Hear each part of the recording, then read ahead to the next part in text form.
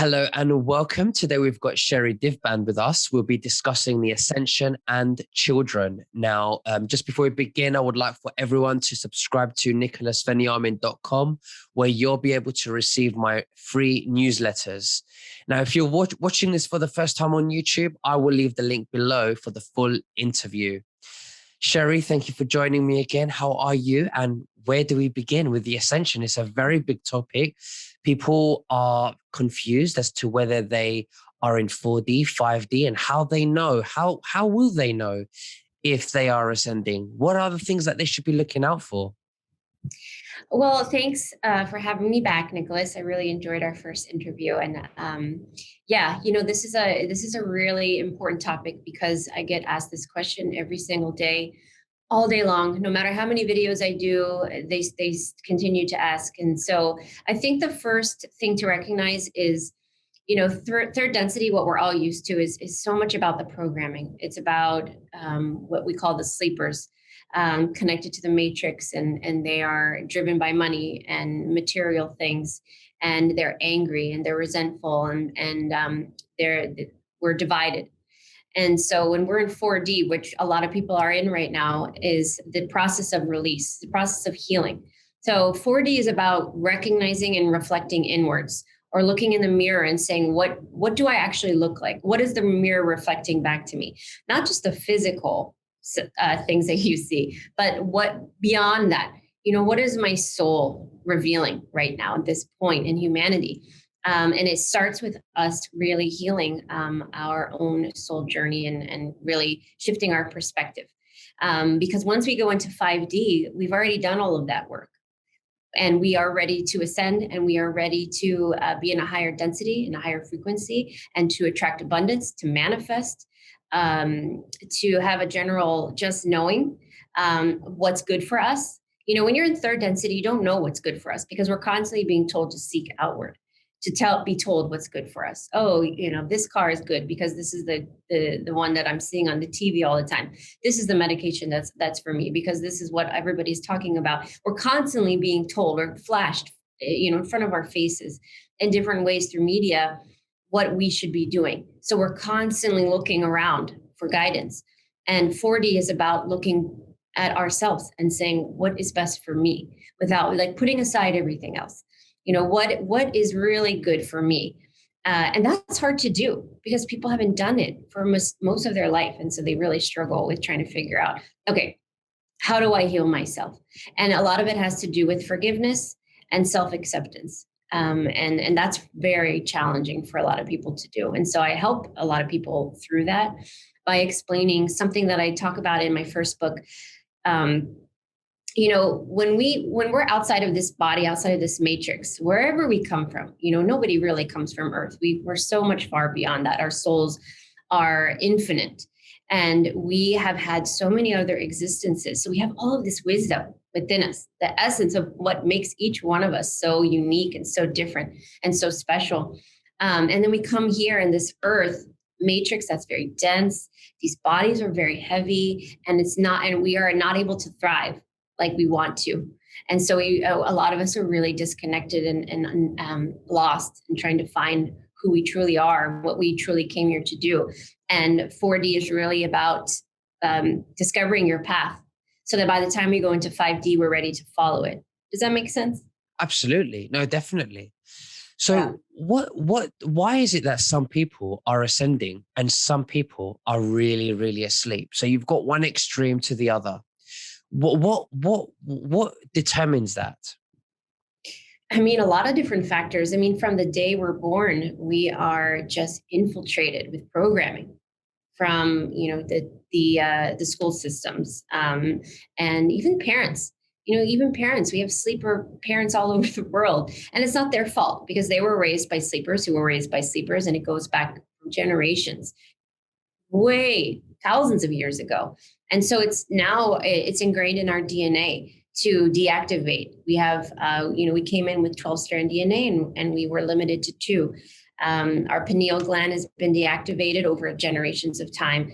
The food that we eat, the chemtrails, I mean, everything, the vaccines, all of it, it makes a lot of us really struggle with our authentic self. because we've lost what that is. Because from the moment we're born, we're told to follow the person in front of us, speak when spoken to, listen, be a good little girl, be a good little boy, don't cry, be tough, all of these things. And so a lot of people are just bred that way.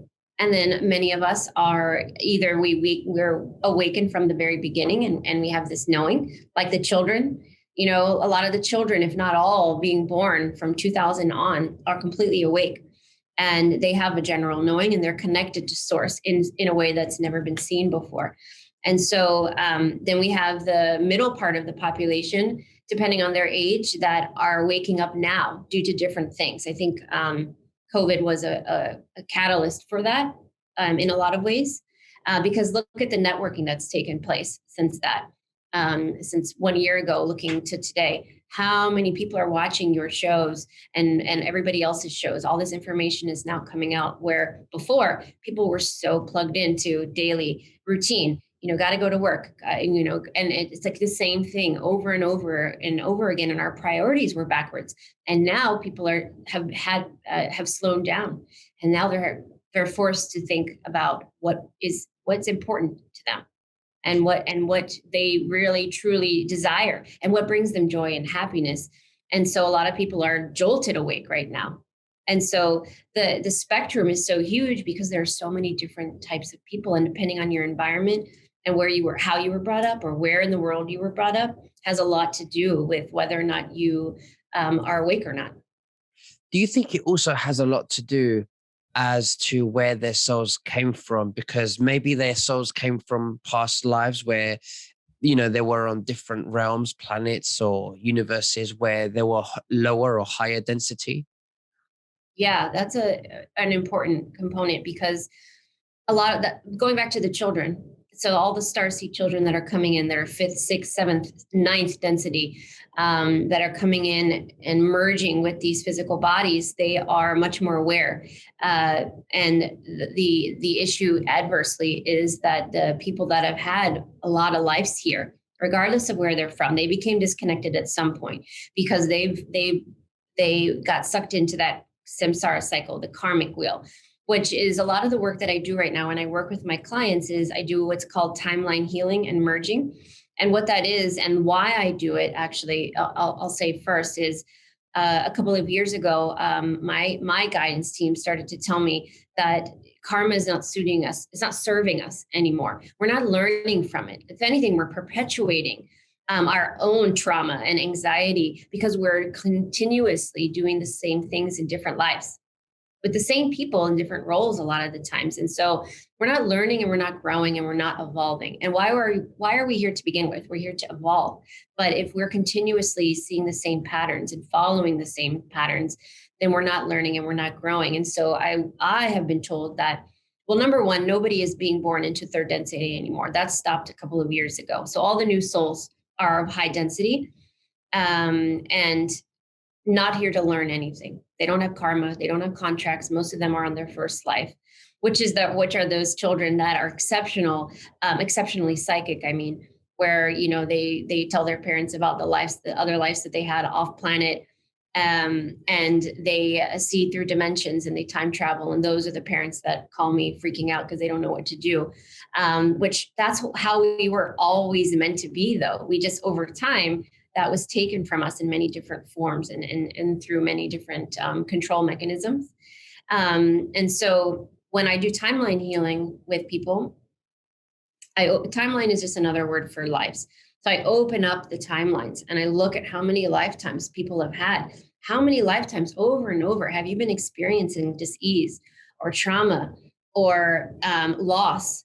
And it's incredible how, when you look at the timelines and open them up, you can see how, much like a spider web, one timeline bleeds over into another timeline. So that trauma from one life goes into another, and then it goes into another, and then it goes into another. And now it's just this big mess of karma and low vibrational energy and contracts and things that don't really serve our higher purpose here. Mm-hmm.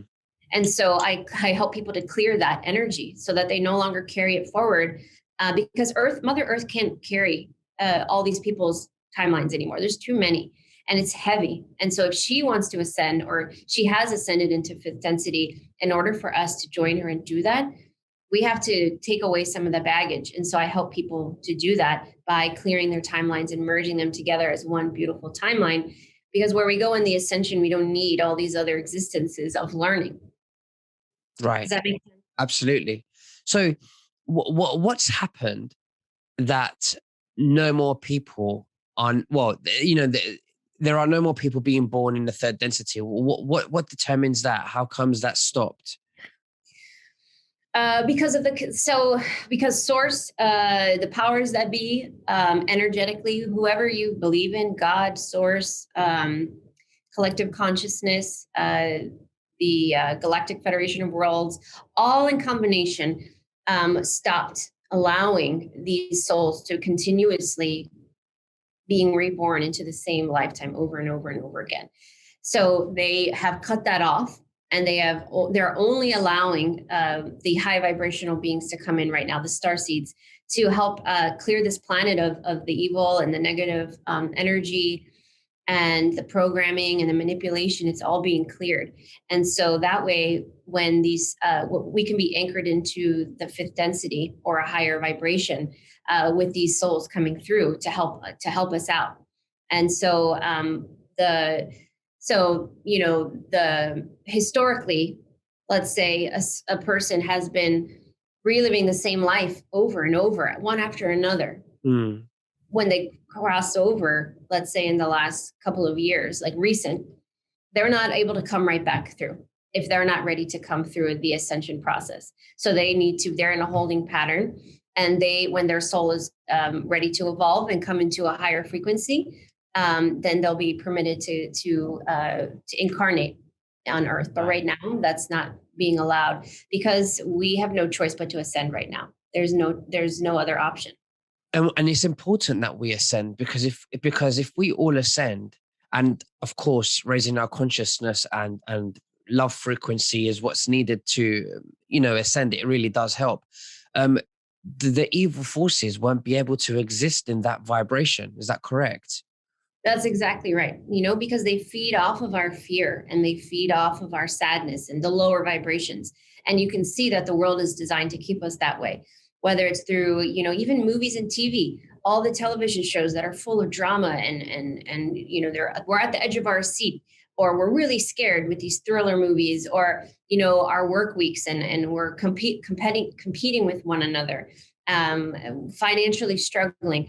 Everything around us is designed to keep us in that fight or flight, survival mode. So that means that our vibration is now pulsing that out.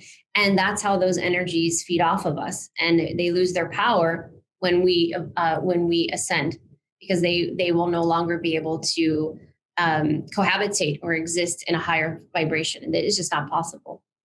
And there's no more reincarnations happening ever since apparently 9/11. That's what I heard. I don't know if you know about that, or if you heard anything about that. Well, that's similar to what I'm saying, the reincarnation process. Mm.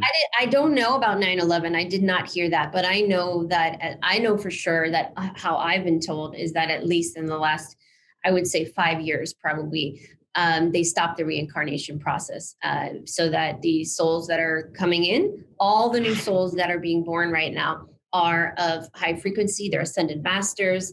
They are here with a job to do, which is why I have shifted my focus working with all of these new Earth children, because they're exceptional. They have a job to do, and they are highly misunderstood. And so we need to shift the awareness of why they're here and what they're here to do. But I don't know that I heard about that since 9/11. So when people die, and you're saying that they're not being reincarnated, where are those souls going?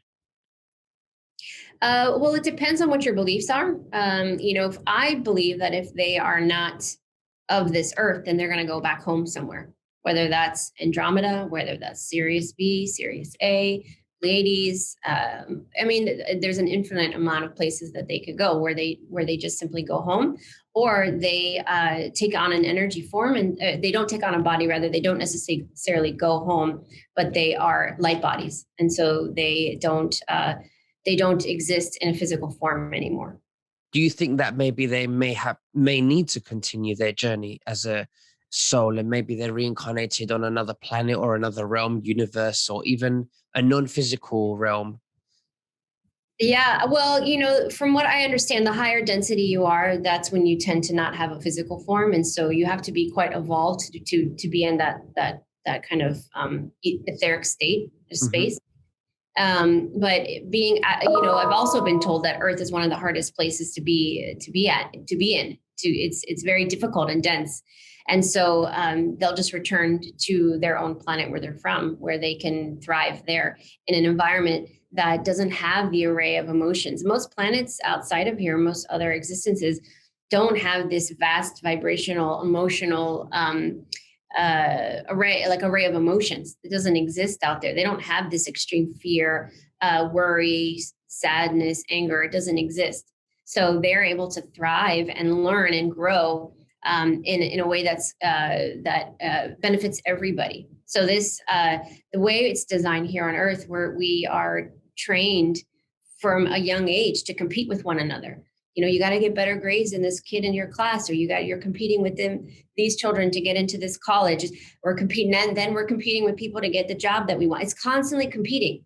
And that's not how it is in most other places outside of here. There's no peace in that. That's why. And without that, we can't ascend, isn't it? So what they're doing in the Matrix, with the way we've been programmed about material things and jealousy and violence through films and Hollywood films, and all this lust and sex from Hollywood, and the way they indoctrinate our young children, there's no peace or love in that. And they're giving the wrong message of what love is, and that they are trying to stop the ascension, because they know that if we ascend, they won't be able to exist in that realm.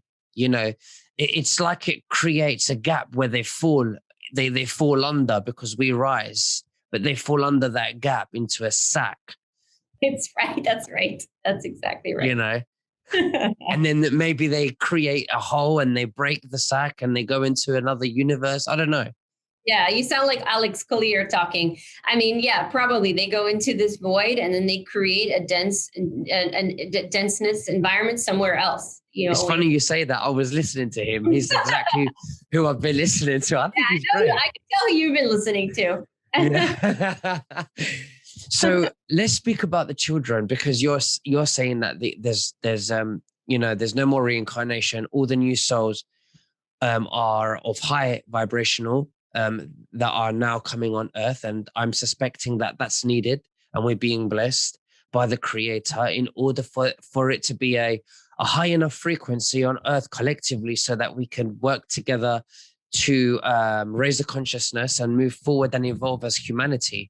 So how are you, dealing or conducting your, the activities with these children? Early this year we started the children's center, so divinely guided children, and I spoke about it the last time we spoke about a month ago, I think, and we were just getting it going. And so we offer a variety of in-person and virtual classes for these kids to learn about the ascension, to learn how to do energy healing, to learn all the things that innately we all know how to do. All of us know how to do all of these things. We've just forgotten. So we're relearning a lot of the same things. That's why there are people out there that, oh, you're a natural at this. They're not a natural. They've just done it many other times before. They're just kind of relearning the same thing. But these kids pick up all of this very easily. So whether it be, channeling your creative energy through art, or understanding the vibrational frequencies and healing of music and sound, learning tips for anxiety, and because these kids, the one problem and the issue that they struggle with, I'll tell you, Nicholas, actually, that I've noticed, is that because these children are so high frequency, they've never had a life here before. They've never been in an environment where there's so much anger or extreme emotion. So when they experience those extreme emotions, because they are human, so, if they're a young child and their mom says no, or the dad takes their toy away or something, suddenly they're like filled with this rage. Like, where, they don't know where this came from. They never experienced it before. And the problem with fear and rage and things like that is it's a vibration that's very captivating and it's very difficult to get out of it. And so these kids really struggle. with trying to navigate their emotions because they don't understand it really. And so I teach these kids how to channel their emotions through different avenues, like tapping to de-stress, or releasing emotions through mindful breathing, through channeling it through art or creative mechanisms. There's a lot of different things that we can teach them instead of just punishing these kids for acting out. Recognize that they're not acting out. They're just not understanding how to channel all of this energy that they have. And so it comes out as anger or frustration. My daughter is like that. She's 6 years old and she is absolutely crazy sometimes. And I can't do anything to calm her down. And she doesn't care about my mindful breathing. She could care less when I try to teach her tapping. She doesn't want my help. And so I have to work with that and recognize that, she's not a bad kid. She's just really struggling with her emotions, whereas other children may not. But I feel like that's a big one right now, is these excessive emotions.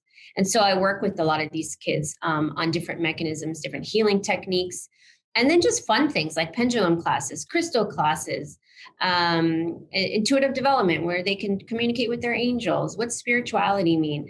I partnered up with this amazing woman in Florida named Cami DeMario. She's an incredible artist, and she makes these beautiful books and illustrations and short films. And her and I have collaborated, and we'll continue to, on a series of children's books and short films on spiritual topics where children can learn. So they watch these 5-6 minute videos. And then hopefully at one point, we're going to make longer ones on topics like that I'm mentioning. What are angels? What are spirit guides?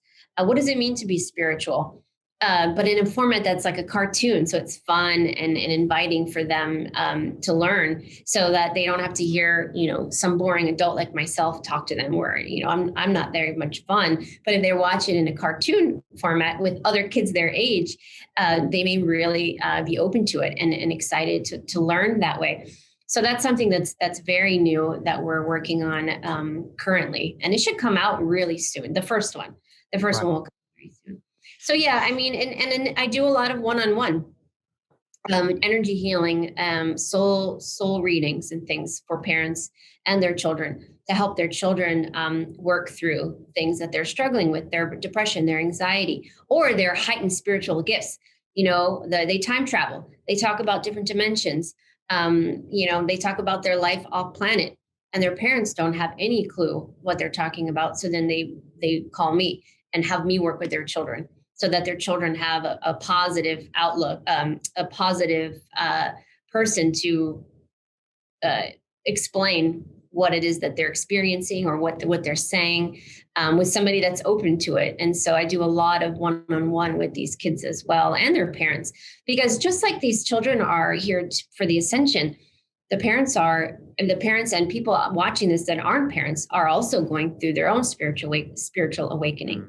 And a lot of people, imagine how many people, Nicholas, just in the past year that woke up because of current events. Let's just say, yeah. They are frustrated, confused. They're really struggling because they're saying, okay, I get it. Now what? And they're desperately seeking for people to guide them. And the problem with that is that it leaves a window open for people out there that don't have the best intentions to guide them in the wrong way, or to influence them, or get money out of them, or hey, do this, or buy this from me, or just pull them down the wrong path just for fun, because there are a lot of bad people out there. And so I just encourage people to really use discernment when they are listening to certain people talk. Are they talking from a place, when you listen to them? Do you feel empowered by what they're saying, or do you feel like they really pull you down? Because that's the first giveaway. Are they teaching you to heal yourself, or are they saying, oh, let me do it for you? And so I encourage people to really use discernment right now when they are seeking their mentors and healers and guidance right now, because just like there are many amazing people out there, there are just as many people that are still third density. And that's the problem right now with all of these people waking up. They're really looking around desperately. And when you're in a desperate state, you can be sucked down into third density very easily. Absolutely. So, can you give us an example of a child that you've guided who's ascended pretty well? and the way they behave and what kind of things they might say and their abilities.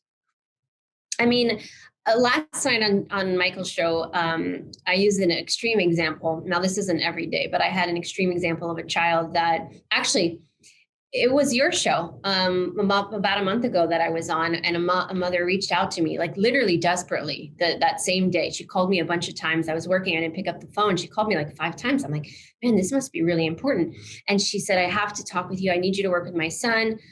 He's talking about his life on Mars, and what happened there, and what he looked like, and he was in a battle, and she just did not know what to say to this child. So I had a session with him, and this kid was amazing. He was like 8 years, I think he was 8 years old. But he talked about, he's not from Mars, but he was talking about a life where he went to Mars and there was some sort of battle.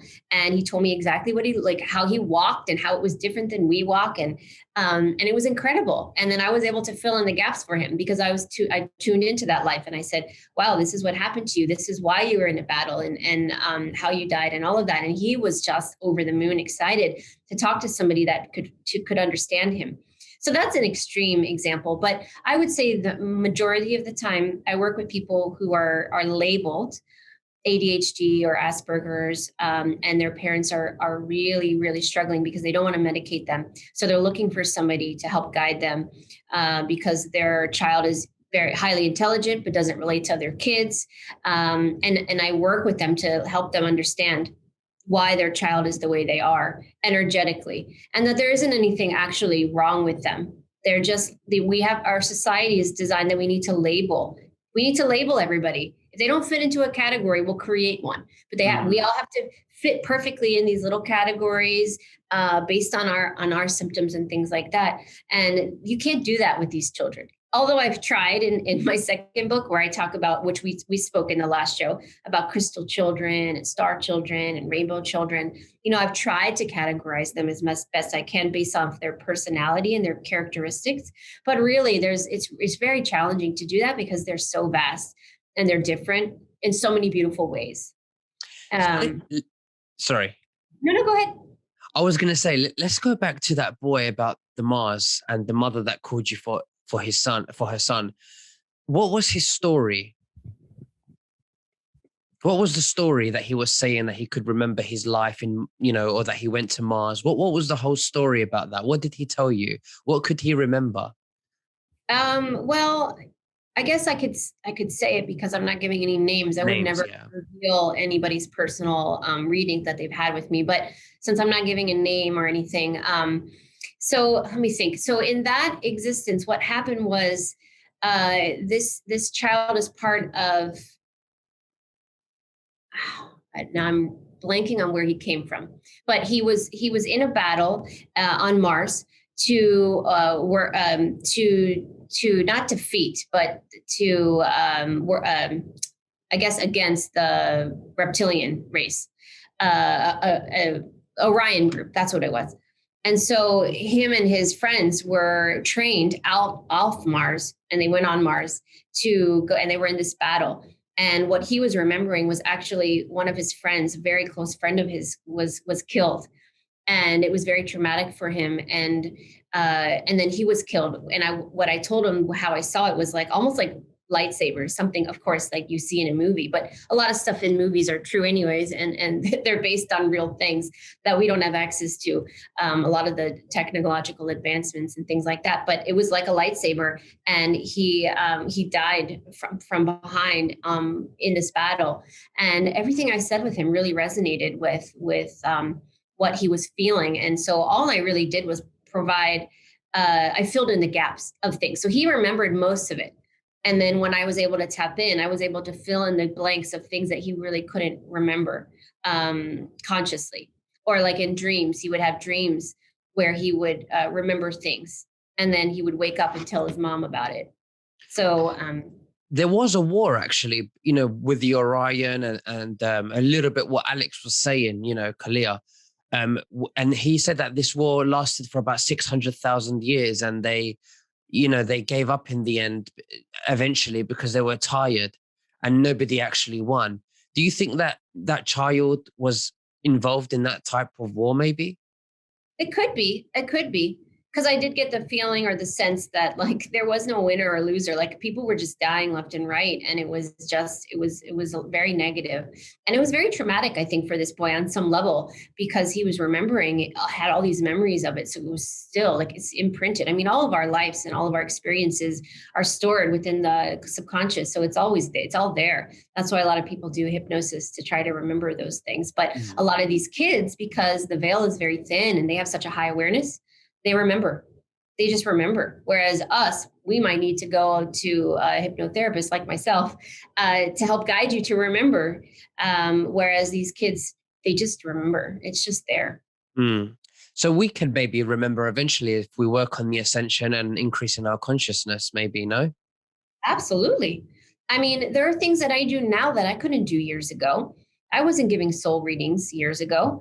I wasn't able to tell people what I mean, in my readings now, I'm able to do healings and clear timelines and tell you exactly what planet you're from, what your soul name is, how many lives you had. I wasn't able to do that years ago, but I feel like as my in my own ascension and my own awakening and as I evolve, I am able to do more things. And so I feel as though anybody watching this has the ability to do it. They just have to, number one, have the intention. You know, they want to. Do you want to do these things? Do you want to remember? And then it's all about working on raising your vibration in order to be able to tap into a higher awareness. When I teach intuitive development, that's one of the first things I teach. Okay, so you want to talk to your guides and angels. Well, let's rewind about 10 steps. And we have to start with recognizing that our vibration is everything.